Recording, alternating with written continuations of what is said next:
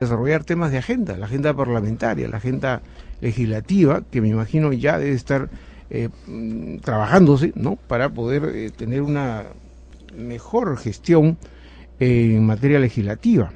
Ya ustedes saben que el Congreso de la República atraviesa por un pequeño problema, digo yo pequeño para no magnificar, de imagen ante la opinión pública, pero me imagino que en esta nueva gestión se va de alguna manera a revertir ese tipo de situaciones que no le hacen mucho bien, ni por cierto más bien perjudican la labor política, no solo en el control político, en la labor legislativa y en la fiscalización, que son tareas fundamentales, aparte de la representación que tienen los legisladores, 130 legisladores. Y me refiero justamente en la presencia aquí, con la presencia de Lourdes Alcorta, congresista de la República, a quien ya ustedes conocen hartamente. Yo a veces exagero, ¿no es cierto?, en presentar su currículum, ¿no?, pero ya es un poco que se molesta porque su modestia es característica, y dice, ya pues, no tanto, ¿no? Pero Lourdes Alcorta habla claro, y cuando habla impone rigor en sus palabras, ¿no?, en el Congreso, así más o menos lo tenemos quienes estamos muy de cerca con la labor legislativa. Y lo mismo don Martín Belaunde, congresista Martín Belaunde, que igualmente también habla claro, ¿no? Y cuando ronca también, ¿no es cierto? Qué gusto saludarles a ambos, bienvenidos. Buenos días a toda la radioaudiencia de Radio Nacional, y permíteme escaparme un poquito de la entrevista, y me alegro mucho que hayan hecho un jale como el tuyo, Alberto, porque realmente estoy sorprendida que después de un año y pico nos hayan convocado a gente que no somos de Gana Perú. Error garrafal, el canal y la radio es de todos los peruanos y de todas las bancadas, y lamentablemente la conducción de esta radio y de este canal no han sido de esta manera. No sé, espero que tu jale, la venida, tu presencia acá, implique una apertura a la democracia y no estar parametrado solamente con gente del oficialismo. Error en la comunicación, error, y eso se llama sobonería. Me alegro mucho estar en Radio Nacional, me alegro mucho ser parte de esta entrevista, y me alegro que estés tú acá. Muchas por la gracias. Apertura, y ojalá que esta apertura siga de esta manera y no se cierren y se capsulen por temores tontos, infantiles, de que solamente sale la gente Gana Perú. Misma situación que pasa en el Congreso con el canal del Congreso. Congresista, bueno, yo le agradezco las palabras a Lourdes Alcorta. Por cierto que les puedo garantizar que acá va a haber pluralidad, ¿no es cierto? Es decir, es mi formación, y ustedes me conocen durante 42 años ejerciendo el periodismo independiente, y para eso he sido convocado, para tener una apertura efectivamente plural aquí en Radio Nacional y también en TV Perú, por cierto. Mi querido Alberto, nosotros nos conocemos desde la época de Oiga. Efectivamente. Ambos escribíamos en Oiga. Muchas lunas. Han pasado muchas lunas desde entonces. Pero yo te recuerdo como un gran experto en temas de terrorismo. Así es. Yo escribía en esa época temas de carácter político y de carácter internacional. De manera que nos conocemos pues desde los años. Y nos leíamos mutuamente, ¿no es cierto? Para saber, para sintonizar cómo iba el mundo y cómo iba el país. Y por eso me alegro muchísimo que estés aquí. Hemos estado algunas veces en Radio San Borja antes. Sí, claro, en CPN también. En CPN y en otros radios.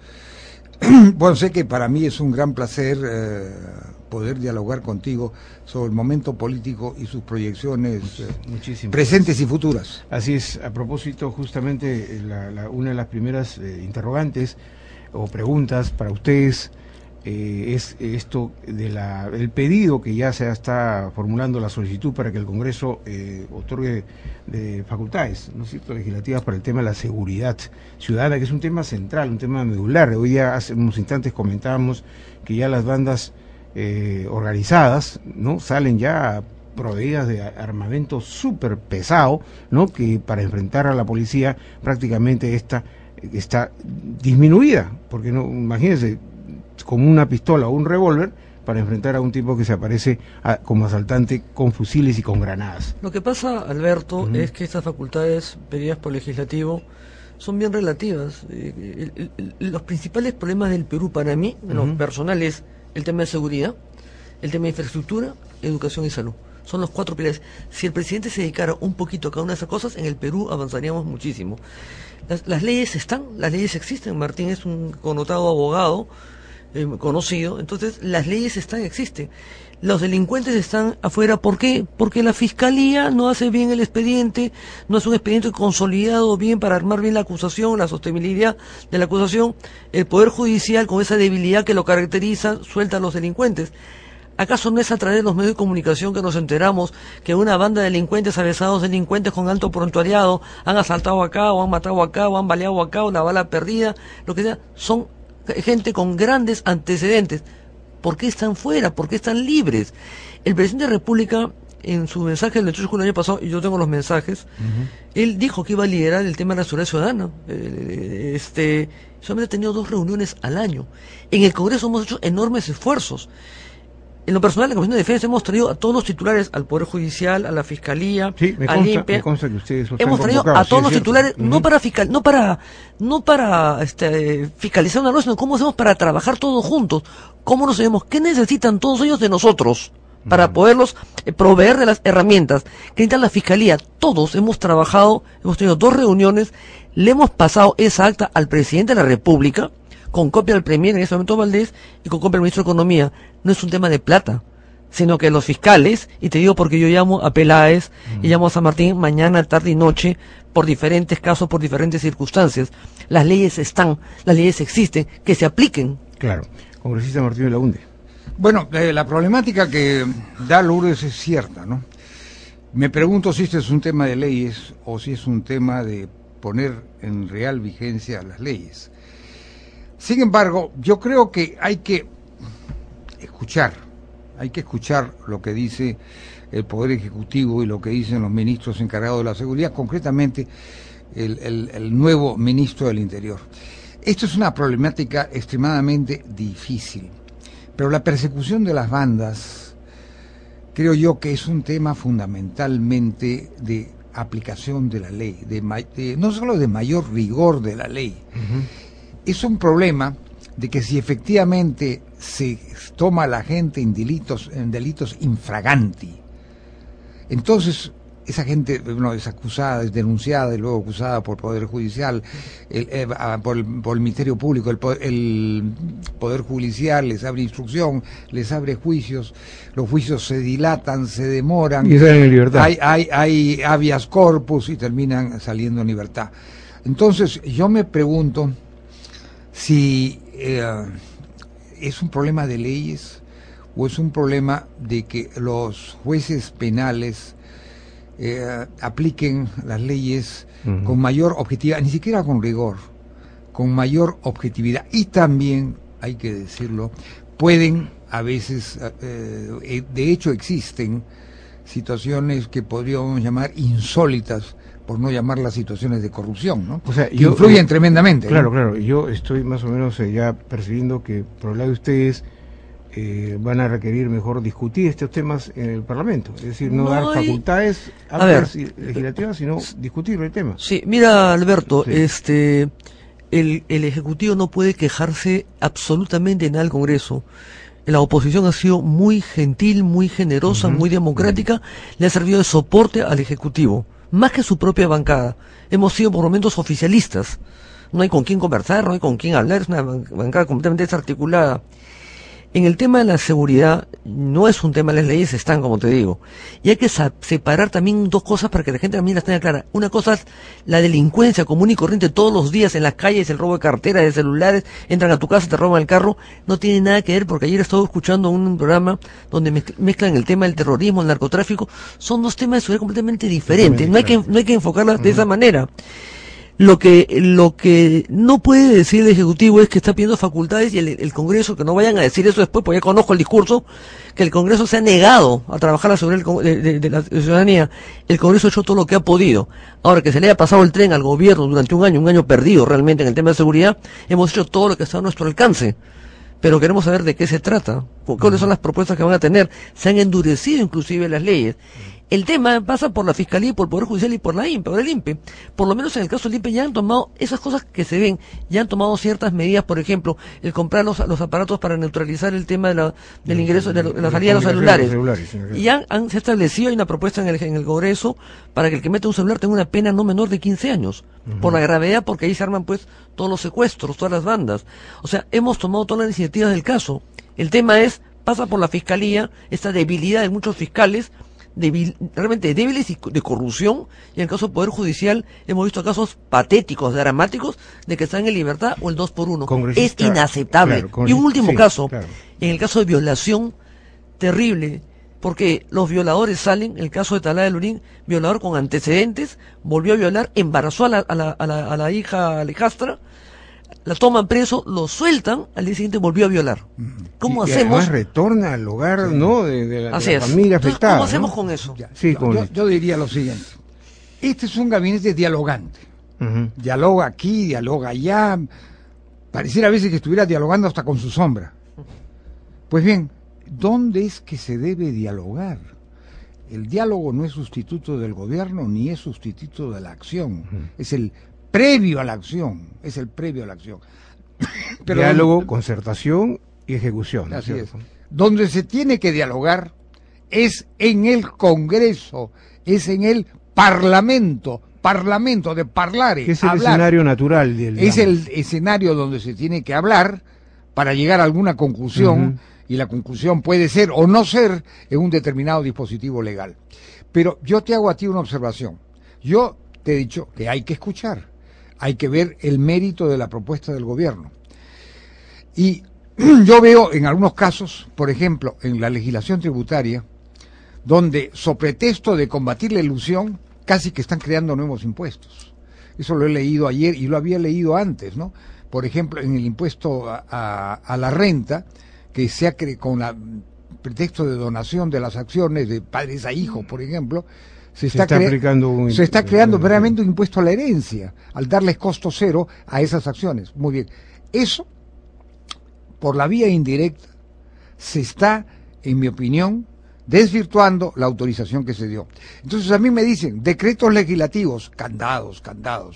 A veces el mejor candado es no dar la autorización. Sin embargo, la posición de mi bancada, yo soy un miembro de mi bancada, no soy el vocero de mi bancada, como creo que dijo el Comercio ayer, le agradezco la referencia, pero no es así. Yo creo fundamentalmente que hay que escuchar al gobierno, y en aquellas situaciones donde puedan presentar proyectos de ley con carácter de urgencia, yo creo que deben presentar proyectos de ley.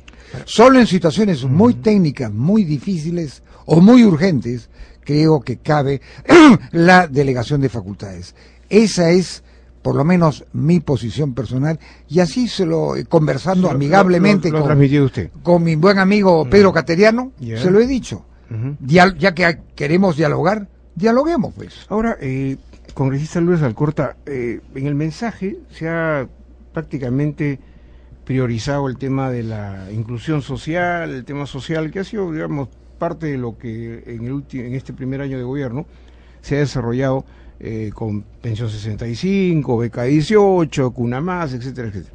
Sin embargo, algunos portavoces de partidos políticos, y también ustedes en algún momento de sus comentarios, han señalado que faltaron temas, faltó profundidad en algunos aspectos de la problemática nacional. ¿En qué aspectos fundamentalmente? Porque el presidente ha dicho, mire, hemos tratado de abordar lo que en este momento es prioritario en un primer año de gobierno, pero ¿faltó algo más? A ver, sin evadir la pregunta, sin perjuicio de contestarla, el tema de dialogar, este es el gabinete del diálogo, y es una expresión que yo he criticado al premier Juan Jiménez. Me parece una buena elección, además, somos amigos, se lo he criticado porque no es la forma de entrar a un nuevo gabinete, y entonces este es el gabinete del diálogo. El gabinete anterior, ¿qué cosa fue? Me pareció un poco leal, de un gabinete que además él ha sido partícipe.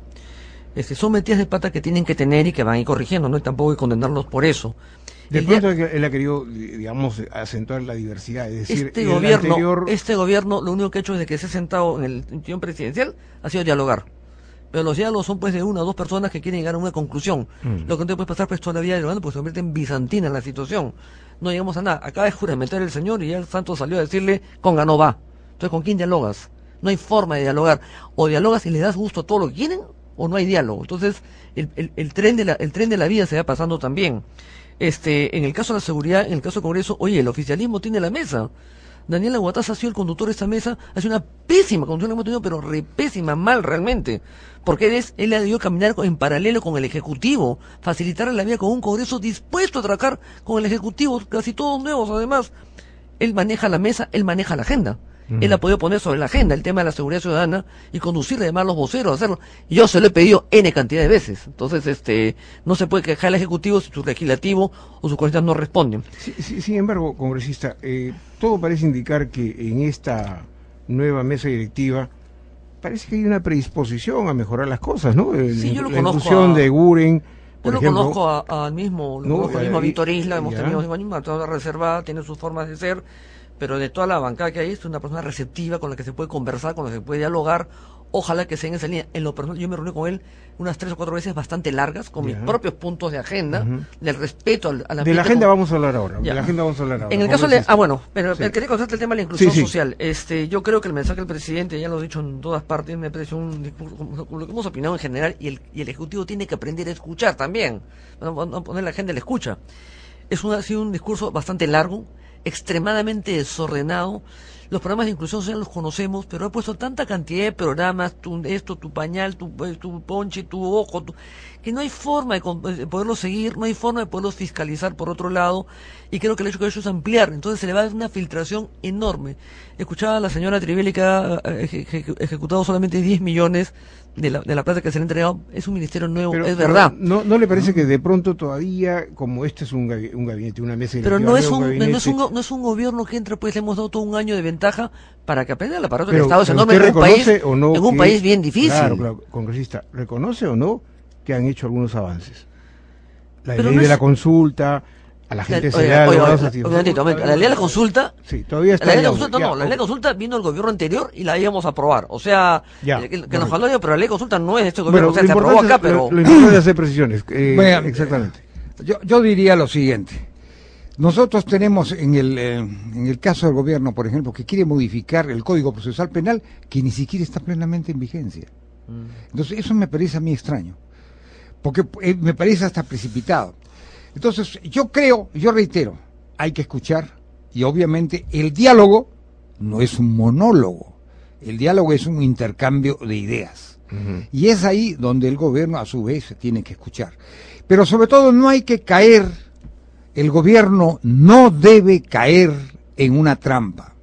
En la trampa, porque eso se ha visto antes, y eso ha sido pretexto para otro tipo de desenlaces antidemocráticos. Entonces yo hago una prevención al Poder Ejecutivo. No caigan en la trampa de decir que porque el Congreso no está de acuerdo con todo, con el 100% de lo que pide el Ejecutivo, y a veces pide de más cosas que aún no ha hecho ni está en condiciones de hacer, que no se diga que no hay colaboración con el Ejecutivo en aquellas cosas que la opinión pública espera concertación entre los poderes del Estado. Yo diría, señores del Poder Ejecutivo, yo quiero escucharlos, mi bancada quiere escucharlos, el Congreso en pleno creo que quiere escucharlos. Ellos, el Poder Ejecutivo tiene una mayoría dentro del Congreso, tiene también una oposición dentro del Congreso. Entonces tiene que hacer un esfuerzo de verdadero diálogo en el sitio donde se debe dialogar, porque en aquellos sitios, como la situación de Conga, que no se dijo nada en el mensaje, ahí no se quiere dialogar. Ahora, pero el señor Santos dice, hay un detalle. Dice de frente, Conga no va. Hay un detalle en el análisis de por qué el presidente no abordó el tema de Conga. Desde mi perspectiva. Mi querido Alberto, sí, yo pienso que eso no estuvo mal. Él no tenía por qué mencionar necesariamente el único caso, claro, el caso específico. Porque eso iba a generar, ¿no?, un desajuste en la labor que vienen cumpliendo. Yo no estoy en desacuerdo con eso, pero déjame decirte una cosa.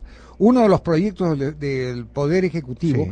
es modificar la Constitución para considerar el agua como un derecho humano, no sé de cuál generación, porque hay derechos humanos de primera generación, de segunda generación, de tercera, de cuarta, de quinta, de sexta o de séptima. Pero yo te digo a ti, tú podrás tener en la Constitución los derechos humanos que quieras, pero en el caso del agua, si no hay inversiones para captar el agua, tratar el agua, reservar y todo lo demás, ¿no? y distribuir el agua, lo que vamos a tener es una tremenda escasez de agua. Yo te digo a ti, no hay momentos de mayor escasez de agua que cuando hay inundaciones y lluvias torrenciales. Correcto. Porque no hay donde almacenar y tratar el agua. Bien, queridos amigos, tengo entendido que producción intentó ubicar a un miembro del legislativo de la parte del oficialismo para que este debate sea democrático, ¿no es cierto?, y equitativo, porque algunos estarán escuchando y dirán, le están dando con palo al gobierno, ¿no? Es la opinión de nuestros legisladores, opinión libre, absolutamente libre, pero estaremos obviamente desarrollando otros temas en el curso de las próximas jornadas con participación también de los oficialismos. Se puede decir cosas importantes, por ejemplo, que todo el plan de la hoja de ruta del presidente la está cumpliendo, sus programas sociales, que ha sido su mayor inquietud y preocupación, también se están haciendo. Eso está, digamos, en su opinión es lo importante, digamos, de esa parte. Que lo haya presentar más ordenado, le han pasado pues hojas y no había alguien que le haga un buen discurso, que eso lo articule. Pero sus programas sociales nadie le va a decir que no están muy bien, que creo que se ha abierto demasiado, porque va a faltar un control justamente de eso. Creo que ha podido hacerlo bien. El tema más grave para mí sí el tema de la educación. Vamos a ver qué cosa planteó la ministra, porque realmente hay un desaliento total. Yo no estoy de acuerdo con el tema de la educación y no estoy de acuerdo con el aumento. O sea, yo soy hija de profesora. El tema es que en la carrera pública magisterial no solamente no ha avanzado, sino que ha retrocedido. Luego tenemos 4 SUTE en manos del Movadef, cada uno peor que el otro. Y el único que está, que es el SUTE, que está de Patria Roja, que es realmente el oficial, es con quien se puede conversar. Y yo encuentro al señor bastante receptivo. O sea, no porque sea Patria Roja no se puede conversar con él, lo encuentro bastante receptivo para ponernos de acuerdo.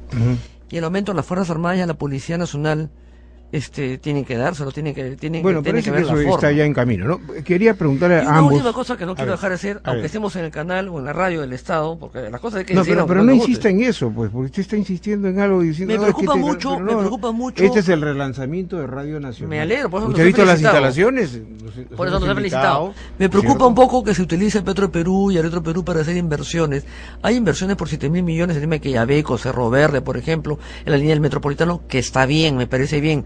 El presidente ha proyectado bajar la pobreza extrema a 17%. Ojalá que la llegue a bajar a 19%. Cualquier punto que se vea que es importante. Y en eso nos va a encontrar sin necesidad de pedirnos ni siquiera opinión, con toda seguridad. Pero creo que hay otros temas que sí tienen que recoger. Yo no creo que Petroperú y Perú tengan que invertir. No pueden invertir, no nos corresponde. No. El Estado es un Estado promotor en un país de pobreza que todavía nos falta recuperarnos. Y sí creo que eso de proyectar a un crecimiento de 80.000 millones de reservas para el año inicial me parece bastante interesante. Ojalá que sea de esa manera.